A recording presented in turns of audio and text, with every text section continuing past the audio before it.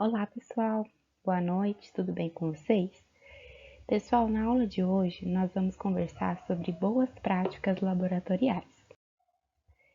Pessoal, as boas práticas laboratoriais, elas constituem um conjunto de ações com o objetivo de proporcionar a diminuição dos riscos do ambiente laboratorial. Os riscos presentes em um ambiente laboratorial são aqueles que nós conversamos na aula passada. Então, as medidas adotadas para minimizar a exposição aos riscos constituem condutas de boas práticas laboratoriais.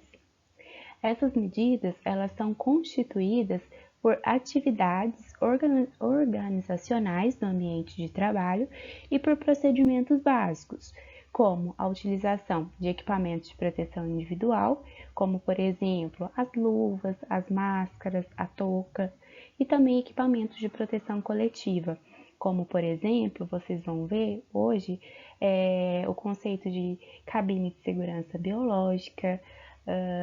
Também nós temos como equipamento de proteção coletiva os extintores, né?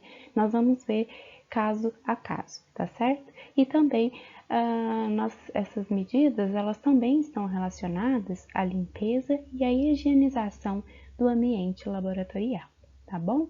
Então, hoje nós vamos ver o conceito de EPIs, que são equipamentos de proteção individual, EPCs, que são os equipamentos de proteção coletiva, e vamos ver, de uma forma geral, quais são as boas condutas, as boas práticas que devem ser adotadas num ambiente laboratorial para minimizar a exposição aos riscos, tá bom?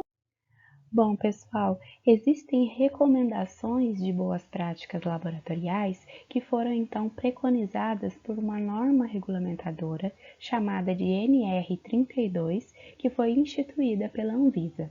Então, dentre elas, vocês vão ver que existem algumas medidas que são bastante óbvias, mas existem outras que, por, muitas vezes, por serem óbvias, nós não nos damos conta na nossa rotina, nós acabamos esquecendo.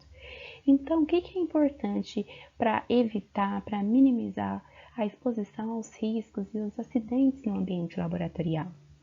Sabemos que é importante a higienização e limpeza adequada do ambiente, não só a limpeza que é feita pelo pessoal da limpeza, né, o pessoal que é responsável pela limpeza das salas, dos laboratórios, mas a nossa limpeza, que vocês vão ver mais para frente, que constitui a desinfecção, né, da bancada com etanol 70 ou então com solução de hipoclorito, tá certo? O laboratório, pessoal, ele também deve dispor de um manual de biossegurança. Lembram na aula passada que nós falamos sobre biossegurança e que nós falamos que constituem medidas também que devem ser adotadas para a segurança no laboratório e em qualquer outro tipo de ambiente de trabalho? Então, é importante que no laboratório exista um manual de biossegurança, ou seja, quais são as boas práticas que devem ser adotadas naquele local, naquele laboratório, para evitar a exposição ou mesmo a exposição ao risco e o acontecimento, né, de algum acidente, tá bom? Pessoal, os produtos químicos que são tóxicos, eles devem ser corretamente identificados e armazenados. Além disso, o laboratório ele tem que manter uma pasta física, né, não somente disponível no computador, né, disponível online, com todas as fichas de identificação de segurança dos produtos químicos. Essa ficha é chamada de FISPIC. Cada reagente, cada composto químico que a gente tem no laboratório precisa ter uma FISPIC. Isso é uma regra, é uma lei. Então, se a Anvisa chega, por exemplo, no laboratório para fazer uma fiscalização, ela vai pedir a FISPIC de todos os reagentes, tá? Para vocês terem. Então, pessoal, essa ficha de identificação dos produtos químicos, que é abreviada como sendo uma FISPIC, ela contém informações a respeito desse produto químico. Para que ele é utilizado, quais são suas propriedades físico-químicas e também é obrigatório que contenha quais são os perigos que esse reagente químico ele pode oferecer para a pessoa que está manuseando esse reagente. Então, existe uma classificação, né, de risco em relação às substâncias químicas e elas são identificadas através dessas figuras, né, que são chamadas de pictogramas. Então, vocês vão ver aí que o primeiro deles quer dizer que é uma substância oxidante, o segundo significa uma substância inflamável, o terceiro uma substância que é explosiva e assim por diante. É importante saber identificar essas figuras e interpretá-las quando vocês forem, por exemplo, fazer a manipulação de uma substância química, de um frasco, né, de uma substância química, vocês podem ver que alguns deles vão ter esses sinais de alerta, né, já nos frascos, nos rótulos, e cada um desses reagentes químicos que vocês forem manipular no laboratório, eles têm que ter uma FISP, que é essa ficha impressa e armazenada no laboratório. As recomendações de boas práticas laboratoriais, elas incluem ainda, pessoal, que não é aconselhável, ou seja, na verdade, mais que não aconselhável, é proibido comer, beber, preparar alimentos ou utilizar cosméticos no laboratório. Então, pessoal, quando a gente estiver fazendo as nossas práticas, né, não é permitido que vocês façam nenhuma dessas coisas que eu acabei de citar, tá bom? Não pode comer, não pode beber água, não pode tomar café, tá? Isso são condutas ideais, né? Porque no laboratório é um local onde nós temos produtos químicos, amostras biológicas, então para evitar contaminação, para evitar infecção, o recomendado é que não faça uso que não faça uso de cosméticos, né, maquiagem, batom, coisas do tipo, e que também não coma nem beba dentro do laboratório, né? É muito recomendável que não se leve as mãos à boca, ao nariz, ao cabelo, aos olhos, aos ouvidos, dentro do laboratório, porque é um local que a gente vai estar manipulando substâncias químicas, amostras biológicas. Então, se eu faço isso, eu já aumento o risco de contaminação, porque eu estou levando o que eu estou manipulando nas minhas mãos aos meus olhos, né? Aumentando as chances de contaminação. Lavar as mãos antes e após os experimentos, que na realidade antes e após qualquer procedimento, né? Antes e após as aulas. E também é aconselhável se evitar o uso de adornos, né? Então, o que são adornos? Os nossos brincos, colares, relógios. Aí, pessoal, tem um exemplo para vocês verem no canto inferior esquerdo o que acontece se a gente usa aí um anel muito grande, ele pode então perfurar a luva e a gente pode acabar se contaminando, tá certo? Pessoal, o que mais que é importante a gente saber? Primeiramente, isso que vocês estão vendo, as 3 primeiras imagens à esquerda, eles são pipetadores. O que significa? São dispositivos utilizados para pipetar. Pipetar é sugar um volume conhecido de líquido, certo? Então, vamos supor que vocês têm na casa de vocês um copinho que dosa, por exemplo, xícaras, que dosa, por exemplo, medidas como volumes específicos, xícaras, sabe aquele copinho dosador que vocês podem utilizar para fazer bolo, essas coisas? Eles não vão te dar volumes específicos? Então, a pipeta, ela vai sugar volumes específicos, talvez volumes bem menores, quando comparados, obviamente, a um copo dosador e muito mais específico, sem dúvidas. É muito mais preciso, né, do que um copinho dosador. Mas o que eu quero trazer para vocês é que a pipeta, o conceito é um instrumento utilizado para sugar um volume conhecido de um determinado líquido. E os pipetadores, eles fazem a força para fazer, então, a sucção, né? Não seria bem a sucção, para suspender o líquido, né? Então, nunca deve-se fazer o que está mostrado aqui na figura com um X, que é pipetar com a boca. Como eu falei para vocês, o pipetador, ele vai fazer um esforço no sentido de aspirar o líquido. A pipeta, ela lembra muito um canudo. Então, existe em alguns laboratórios, isso na verdade já é uma prática bem antiga e obsoleta, eu acredito que hoje em dia isso não aconteça mais, existiam laboratórios que as pessoas pipetavam com a boca, ou seja, elas faziam com a boca a função de um pipetador, elas sugavam o líquido com a boca, claro, até um limite, né, para não deixar o líquido entrar em contato com a boca, e então elas transferiam esse líquido para outro aparato, né? Um Becker, por exemplo. Como está mostrado aí pela figura desse aluno aí, né? Pipetando aí com a boca. Nunca façam isso, pessoal. Hoje em dia isso é completamente desaconselhável pelo simples fato e bastante óbvio que vocês podem se contaminar. Substâncias tóxicas, não só pelo contato direto, mas o vapor produzido, ele pode gerar, então, uma contaminação, um processo de asfixia, um processo de sufocamento, tá bom? Beleza, pessoal.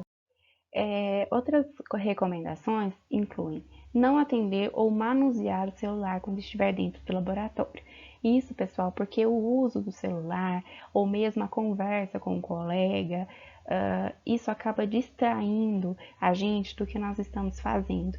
E como no laboratório nós estamos diante de diversos fatores de risco, é muito complicado e é perigoso que a gente se exponha a esses fatores de risco quando nós estamos principalmente distraídos. Vocês concordam? Quando a gente está mexendo no celular, quando a gente está conversando com um colega, a gente pode esbarrar em uma vidraria, a gente pode esbarrar numa amostra biológica e se contaminar, né? Pode quebrar uma vidraria e se cortar.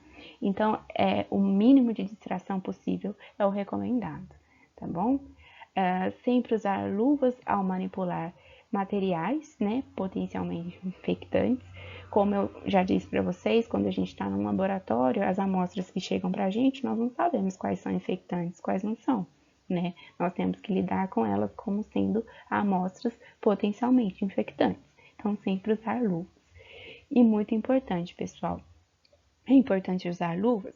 Sim, mas não devemos atender o celular ou atender o telefone. Atender o celular não devemos mesmo, mas atender um telefone, por exemplo, de um laboratório ou abrir uma porta com luvas, tá?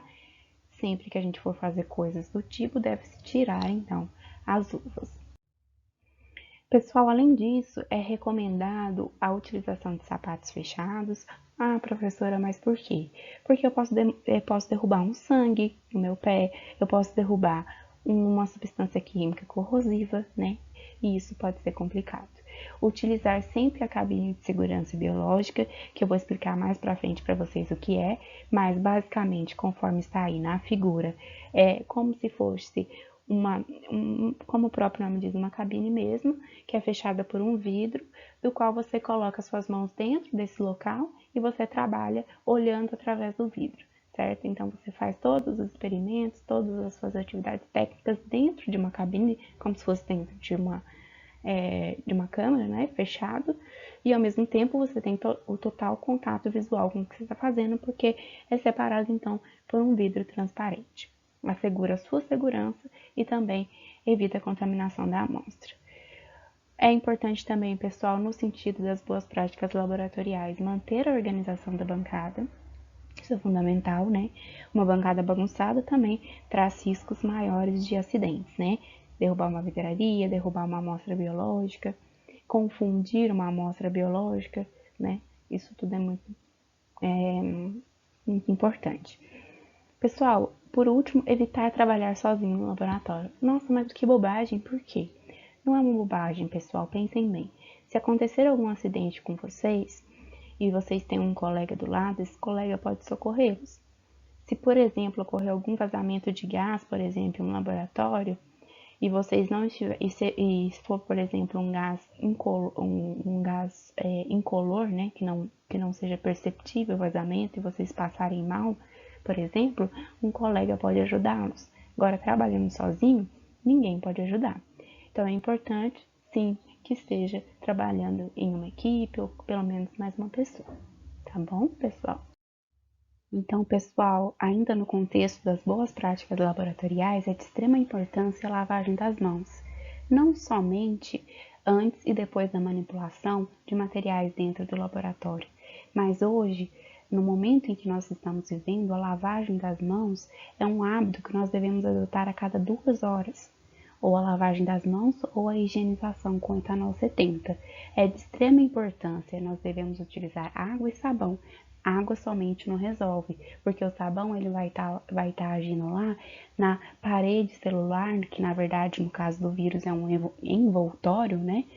Para então destruir não só o vírus, mas outros micro-organismos. O uso das luvas de proteção para a manipulação de materiais biológicos e químicos não substituem a lavagem correta das mãos. Antes mesmo de colocarmos a luva, nós devemos então fazer a higienização das mãos.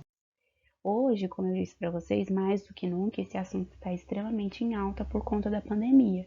Então, existe sim uma forma correta de lavar as mãos. Tá?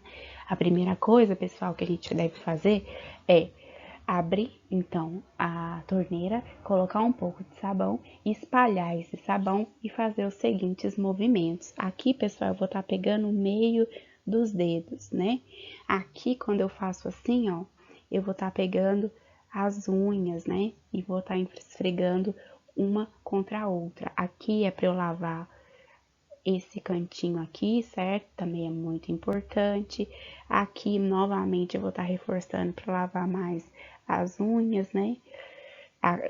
E depois, então, eu vou retirar esse excesso de sabão, vou secar com papel e o papel que eu secar, eu fecho a torneira. Tá bom, pessoal? Só lembrando que esse movimento 5 aqui, ele é mais para a ponta dos dedos do que para as unhas, corrigindo o que eu falei. Pessoal, aí fica uma pergunta, né? Usar o álcool em gel é mais eficiente do que lavar as mãos? Porque a gente tá ouvindo tanto, mais tanta informação, essa loucura para comprar álcool gel, afinal, ele é mais eficiente? Não, pessoal, ele tem igual eficiência. E, na verdade, o procedimento que é majoritariamente adotado é lavar as mãos com água e sabão.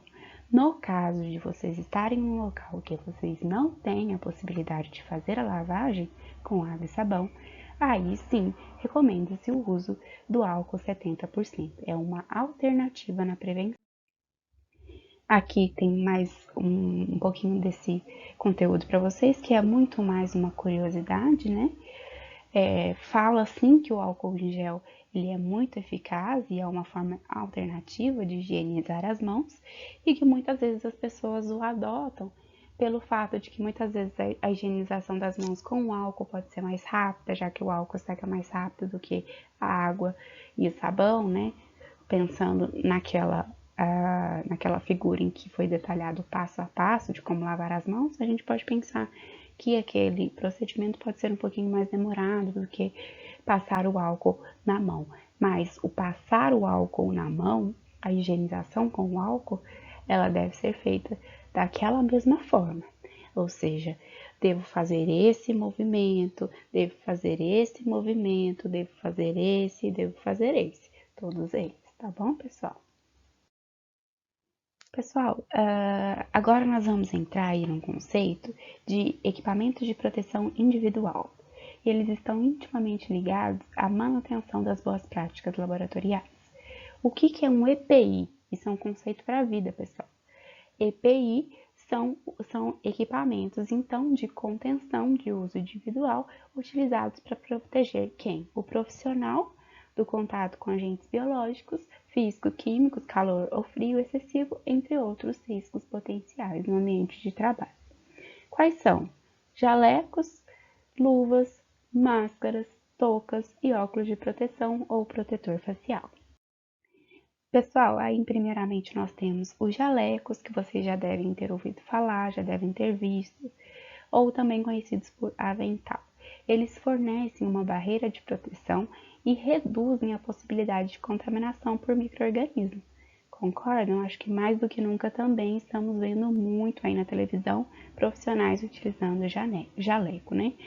Eles devem ser preferencialmente de manga comprida e dependendo do que vocês vão trabalhar, é importante que vocês tenham um punho, né, que feche aqui o jaleco e que ele também tenha uma gola um pouquinho mais fechada, tá? Temos o jaleco do tipo descartável, que é o que está sendo mais utilizado aí na rotina dos profissionais que estão lidando diretamente com o vírus, por conta da alta capacidade de contaminação. E temos os jalecos de pano mesmo, né, de tecido. Pessoal, as luvas também são equipamentos, né, EPIs que estão super em alta, vamos dizer assim, né? Nós ligamos a TV e nós vemos notícias do Covid-19 e sempre vemos profissionais utilizando luvas. Até mesmo no mercado, em algumas situações, nós já estamos vendo as pessoas também utilizando luvas, né? Para tentar, então, reduzir aí as chances de contaminação. As luvas, elas são obrigatórias para os profissionais de saúde, né? No momento, elas não são recomendadas para utilização em outros locais, né? Não sei se essas recomendações vão mudar daqui para frente, né? Tô falando em relação à pandemia. Mas no ambiente laboratorial, no ambiente hospitalar, sim, elas são obrigatórias e elas são utilizadas para manipulação de materiais potencialmente infectantes, produtos químicos ou em condições de temperaturas extremas.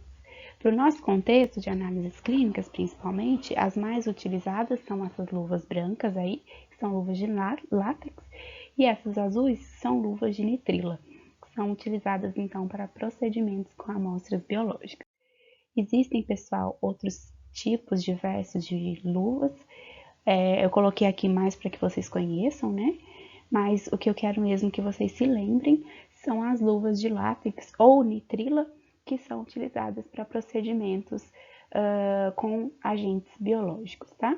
Então, lembrem-se sempre, principalmente das luvas brancas e azuis, né? Que são a látex e nitrila, que são as que vocês mais vão encontrar e ter acesso na rotina de vocês. Outras são utilizadas para manipulação específicas, né, de altas temperaturas ou baixas temperaturas, como vocês podem ver aí. Pessoal, outro EPI que é extremamente importante são as máscaras, também muito faladas atualmente. Nós temos diversos tipos de máscara, pessoal, e o que classificam essas máscaras é o tipo de filtro. As máscaras mais comuns são a primeira, que é a máscara cirúrgica, e a segunda, que é a máscara do tipo N95. Essas máscaras, elas se diferenciam pela sua capacidade de filtração.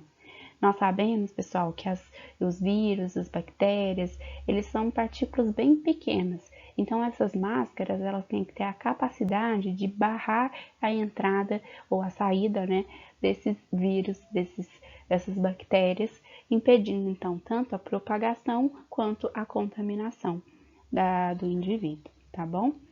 Ela também protege ou minimiza a inalação de gás, poeira, névoas e voláteis. Voláteis são substâncias que se evaporam com uma certa facilidade, como o álcool, por exemplo, ou outra substância química que possa ser tóxica no ambiente laboratorial, tá bom? Hoje em dia nós estamos vendo muito uso de máscaras de tecido mesmo, né? Que para o caso da Covid atendem, porque o objetivo é que vocês, uma vez resfriados ou com sintomas de Covid, não passem para o indivíduo infectado as gotículas contendo partículas virais e que também sejam capazes de barrar a entrada dessas partículas, tá bom, pessoal? Mas a máscara é mais uma medida de proteção individual mesmo, tá?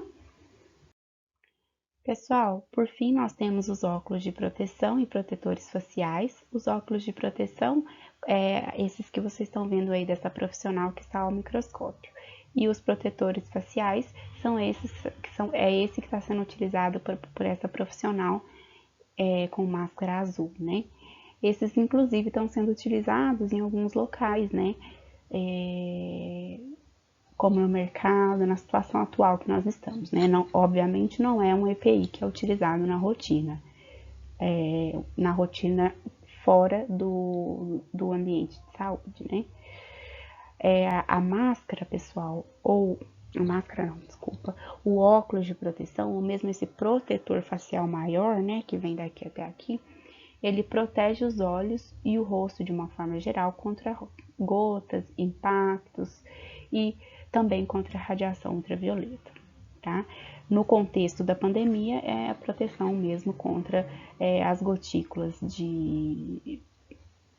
da saliva e da região respiratória, tá? Temos também a touca, né, pessoal, que tem essa aí branquinha, que tá mostrada aí, essa outra em azul, que protege o cabelo do contato com materiais infectantes e produtos químicos e também impede a contaminação, caso o cabelo esteja aí sujo ou alguma coisa, o contato também do cabelo com a amostra. Pessoal, a última parte da nossa aula, então, são os equipamentos de proteção coletiva. Como o próprio nome diz, eles são equipamentos de contenção que possibilitam a proteção dos profissionais no ambiente de trabalho. Porque se vocês forem pensar em jaleco, luvas, máscaras, touca e óculos, são individuais, eu não devo compartilhar. Eu devo compartilhar máscara hoje na situação da pandemia com alguém? Não. Na rotina do laboratório também não. Devo compartilhar jaleco? Não. Eu tenho que ter o meu, é individual. Agora, existem medidas de proteção coletiva. Por exemplo, chuveiro de emergência. Pessoal, vocês já viram, eu imagino, devem ter passado perto em algum hospital em que vocês tenham visto um chuveiro de emergência, que é como está demonstrado aí na figura. Nossa, mas para que esse chuveiro é utilizado? Para banhos em caso de acidente com produtos químicos. Por exemplo, eu tenho aí um derramamento de uma substância química na pele, então eu corro aí para esse chuveiro de emergência. Ele tem que existir nos laboratórios, né? Eu não sei dizer para vocês exatamente se todos os laboratórios precisam, e se existe uma classificação para qual alguns laboratórios precisam, outros não, mas eu tenho certeza que para laboratórios de ensino, para laboratórios maiores, também para hospitais, é importante a existência desse EPC, né, o equipamento de proteção coletiva. Quais outros, pessoal? Lava-óleos. Lava-óleos, vocês já ouviram falar? É como se fosse um chuveiro, só que no caso não é para o corpo inteiro, são para os olhos. E a água vem de baixo, ela é espirrada, como se ela fosse espichada. É um caso, por exemplo, em que há acidente na mucosa ocular, né? E para isso, então, é utilizado água, né? Para promover a remoção da substância, diminuindo, então, os danos, tá bom? É importante a gente, no momento de um acidente, saber que esses equipamentos de proteção coletiva estejam aí presentes, tá bom, pessoal? Também são considerado EPC as cabines de segurança biológica, são chamadas também de fluxos laminares, tá? Essas cabines, pessoal, aí como vocês podem observar na figura, elas protegem o profissional e o ambiente laboratorial dos aerosóis potencialmente infectantes. Isso quer dizer, pessoal, o que é um aerossol potencialmente infectante? Quando eu tenho um tubinho, por exemplo, de sangue, e eu abro esse tubinho, muitas vezes pode acontecer de espirrar alguma gotinha, esse aerossol provocável, isso é chamado de aerossol. E então esse aerossol ele pode ser uma fonte de contaminação. Então a cabine, uma vez que ela tem um vidro, vocês vão ver na aula prática, porque nós temos essas cabines lá nos nossos laboratórios, essas cabines protegem o profissional e o ambiente laboratorial, tá bom? Alguns tipos de cabine protegem também o produto manipulado do contato com o meio externo, evitando a contaminação. Quando a gente está fazendo, por exemplo, manipulação de DNA, RNA ou de células, é muito importante que essas células estejam no ambiente estéril, né? Então, as cabines de segurança, os fluxos laminares, impedem o contato com o meio externo, evitando a contaminação. Por fim, pessoal, também são considerados equipamentos de proteção coletiva os extintores de incêndio, né? Porque em caso de acidentes envolvendo fogo, é importante então que eles estejam aí presentes, não só no laboratório, mas como em qualquer outro local, né, pessoal? E eles são classificados de acordo com o material envolvido no incêndio. Aí para vocês, em amarelo, nós temos então o tipo de extintor, né? O que ele utiliza para controle, né, do incêndio e quais são os materiais, para quais materiais eles são utilizados, incêndios envolvendo quais materiais. Isso é apenas para que vocês entendam, né? Vocês não precisam decorar isso neste momento, mas para que vocês conheçam e saibam como eles são classificados. Pessoal, resumindo então, as boas práticas. Lavem sempre as mãos, não tocar a luva nos olhos, no rosto, na maçaneta, no celular, não usar celular no laboratório, não mastigar lápis, caneta ou roer unhas, não só no laboratório, né, que está fazendo manipulação direta de agentes químicos, biológicos, mas também na vida mesmo, né, a gente deve evitar esse tipo de ação. Proibido comer, beber e fumar, alimentos ficam fora do laboratório. E não aplicar cosméticos ou pentear o cabelo no laboratório. Isso aí é um resumão, né? Pessoal, aviso importante. Somente permaneça no laboratório se estiver disposto e atento, consciente das tarefas a serem executadas. Porque um acidente, pessoal, ele pode envolver não só a gente, como nossos colegas e as pessoas que estão ao nosso redor. Por isso, o ambiente laboratorial é um ambiente de atenção e de concentração. Tá bom, pessoal? Na aula de hoje, então, era isso que eu tinha para passar para vocês. Muito obrigada. Qualquer dúvida, então, eu estou aí à disposição.